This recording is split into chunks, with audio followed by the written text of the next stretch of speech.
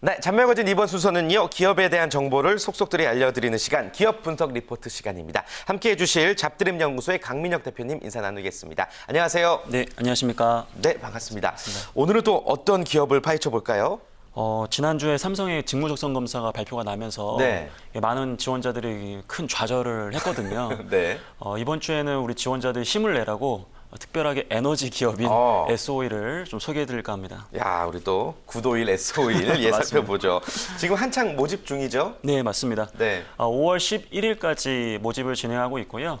사무직과 기술직에서 채용을 진행하고 있기 때문에 우리 지원자들이 적극적인 지원이 필요하고 네. 공채 외에도 인턴을도 모집하고 있기 때문에 인턴을 희망하는 지원자들은 이번 기회에 같이 한번 지원을 하시는 게 굉장히 좋을 것 같습니다. 네. 보통 이 사트 탈락 소식 듣고 나서 더 열심히 하는 경향이 많던데 오늘도 여러분들 집중해서 한번 지켜봐 주시길 바라겠습니다. 자, S-오일의 상반기 공채 지원자들이 꼭 알아야 될 세 가지 포인트부터 먼저 짚어볼까요? 일단은 산업에 대한 이해를 네. 하는 게 가장 중요한데요. S-오일의 경쟁자라고 할 수 있는 SK이노베이션이라든지 현대오일뱅크 그리고 GS 칼텍스처럼 기본적으로는 저희가 잘 알고 있는 정유 부분과 그다음에 윤활유 부분 그리고 석유 화학 제품으로 이루어진 산업입니다. 하지만 기본적으로 정유 제품에 대한 매출액이 월등히 높기 때문에 여러분들이 정유에 대한 이해가 가장 필수적일 것 같고요. 최근에 여러분들 기사를 통해서 유가가 굉장히 많이 하락을 하다 보니까 사실은 지금 S-오일이 다른 기업도 마찬가지고 창사 이래로 작년도에 처음으로 적자를 냈어요. 어떻게 보면은 기업이 하다 보면 적자도 낼 수 있지 하지만 우리가 흔히 얘기하는 기름집의 신화라는 게 있는데 작년에 처음으로 적자를 낼 정도로 굉장히 산업이 좀 어려웠고요.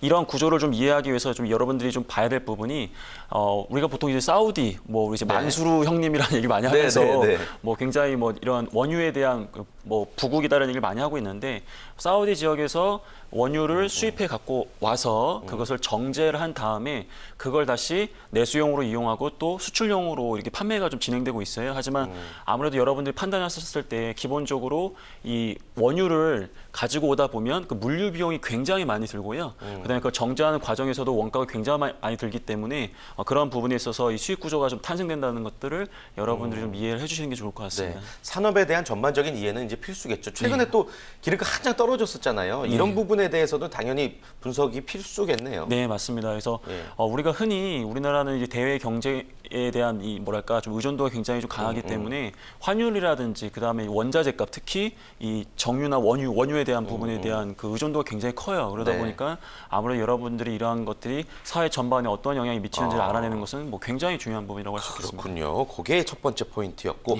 두 번째 포인트는 어떤 걸까요? 이제 S-오일이 사업적 타 회사 대비 어떠한 강점을 갖고 있는지 이해를 좀 해주시면 좋을 것 같은데요. 다행히도 이번 1분기에 영업이익에서 이제 흑자가 났습니다. 게다가 이 정유 부분에서는 사실 8분기 만에 이 흑자가 났기 때문에 기본적으로는 반등의 기미가 좀 보이고 있고요. 그 S-오일 같은 경우에는 사우디아라비아의 그 국영 석유 기업인 모 회사에 안정적으로 이 원유를 공급받고 있기 때문에 보통 우리가 이 사우디는 정세가 굉장히 불안정하다 보니까 이런 안정적인 공급이 좀 어려울 수 있겠지만 다행히 이제 S-오일 같은 경우에는 그러한 부분 강점을 좀 갖고 있는 것 같고요. 그 판매 측면에서는 여러분들이 좀 많은 이 광고를 통해서 굉장히 또 S-오일 친숙하게 좀 느껴지실 거예요. 네, 맞아요. 그런 것들이 어떻게 보면 소비자로 하여금 굉장히 중요한 구매 요소로 작용하고 있기 때문에 브랜드 이미지가 굉장히 좀 좋다라는 부분. 그 다음에 이 S-오일 같은 경우에는 이 B2B 회사 중에서 가장 큰 기업이 저희가 잘 알고 있는 한진 말 그대로 대한항공이거든요. 그래서 우리 사무직 특히 영업 마케팅 쪽으로 지원하는 친구들 같은 경우에는 현재 이 S-오일이 주요 B2B 고객이 어디인지를 좀 파악하고 중장기적으로 그러한 고객들을 계속해서 유지하고 확보할 수 있는 방안에 대해서 스스로 좀 고민해보는 그런 게 굉장히 중요할 것 같습니다. 네, 회사에 대한 특징을 반드시 또 잘 알고 가셔야 될 것 같고요. 세 번째 포인트는 그럼 또 뭐가 있을까요? 이 부분은 좀 여러분들의 좀 힘을 좀 떨어뜨리게 할 수도 있는데요. 합격자들의 스펙을 좀 보면 물론 저희가 S-오일의 내부 정보를 다 판단할 수는 없겠지만 기본적으로 인터넷상에 나와 있는 여러 가지 정보를 취합해 봤을 때 어학 점수 기준으로 봤을 때만 하더라도 굉장히 좀 높은 편이에요. 평균이 900점 이상이다 이런 흉흉한 얘기가 막 나돌고 있거든요. 평균이. 예, 맞습니다. 그래서 그렇다고 이 기업이 외국어 성적만을 보고 뽑는다는 건 절대 아니겠지만 기본적으로 어느 정도 준비가 된 지원자들에게 많은 기회를 또 주고 있는 기업이기 때문에 우리 지원자들 단순히 패기만 믿고 도전하기보다도 꼭 이번 기회가 아니라도 중장기적으로 여러분들이 이러한 기업에서 일을 한다면 뭐 외국어를 비롯한 기타 필요한 부분에 있어서 사전에 좀 준비가 필요하다는 것을 좀 더 강조하고 싶습니다. 네, 회사 분석만큼이나 이제 자신에 대한 분석도 좀 하고 이제 지원을 하셔야 될 것 같습니다. 자, 그렇다면 제일 첫 번째 관문이 이제 자소서입니다. 서류. 몇 개 항목이 있죠? 일단은 5개 항목이고요. 5개. 또 700자 이내이기 때문에 네. 뭐 수준으로 봤을 때는 뭐 굉장히 쉬울 거고요. 그다음에 우리 지원자들이 이미 상반기 공채에서 많은 기업에 작성을 하면서 나름 자소서 실력도 굉장히 좀 많이 향상이 됐을 겁니다. 네. 그러한 걸 봤을 때 기본적으로 저는 어려울 것 같지는 않고요. 뭐 5개 항목을 뭐 하나하나 말씀을 드리면 뭐 기본적으로 귀화가 회사를 선택하는 뭐 기준은 무엇이고 우리 지원자들이 뭐 입사해서 이루고 싶은 목표는 무엇이냐. 뭐 아주 뭐 네. 일반적인 지원 동기와 입사 포부의 문제겠죠. 네. 두 번째로는 뭐 대학 생활 중에서 가장 뛰어난 성과를 냈던 것이 어떤 부분이고 세 번째 문제에서는 가장 어려웠던 경험. 이것도 뭐 단골 질문입니다. 네. 그리고 네 번째 질문으로는 타인과의 협업 과정에서 우리 지원자의 장점과 단점. 이게 좀 특이한데 보통 장점만 물어보는데 여기서는 약간 단점도 물어보고 있다는 게 약간 특이한 점이고요.